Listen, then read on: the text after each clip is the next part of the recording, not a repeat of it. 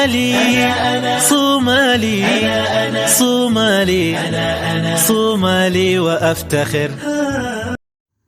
السلام عليكم ورحمة الله وبركاته.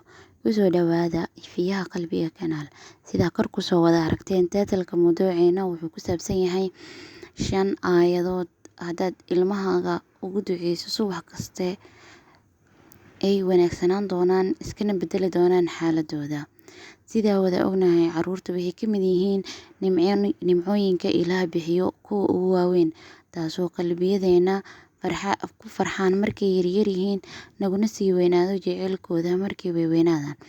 Laakiin farxadaasi waxay ku xiran tahay inuu ubadku noqdo mid degan, mid dhib badan.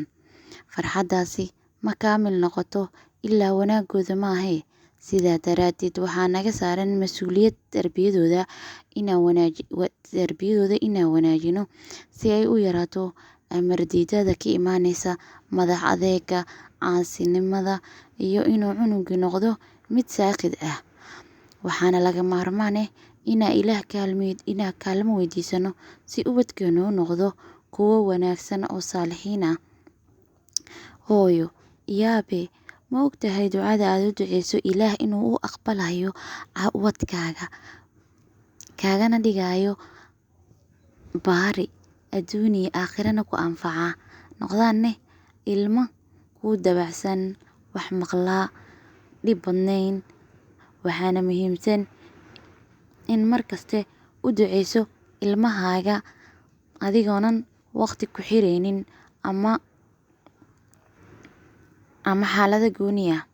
Haddaba xifdi aayadahan adigoo akhrinaya subax kaste, waxaana arki doontaa isbedelka ilmahaada ku dhaca insha Allah. هنك عاجزين. ربي أوزعني أن أشكر نعمتك التي أنعمت علي وعلى والدي وأن أعمل صالحا ترضاه وأصلح لي في ذريتي إني تبت إليك وإني من المسلمين.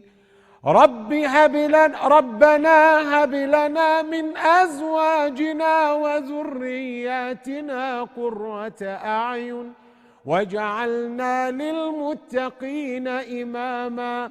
رب هب لي حكما وألحقني بالصالحين واجعل لي لسان صدق في الآخرين واجعلني من ورثة جنة النعيم.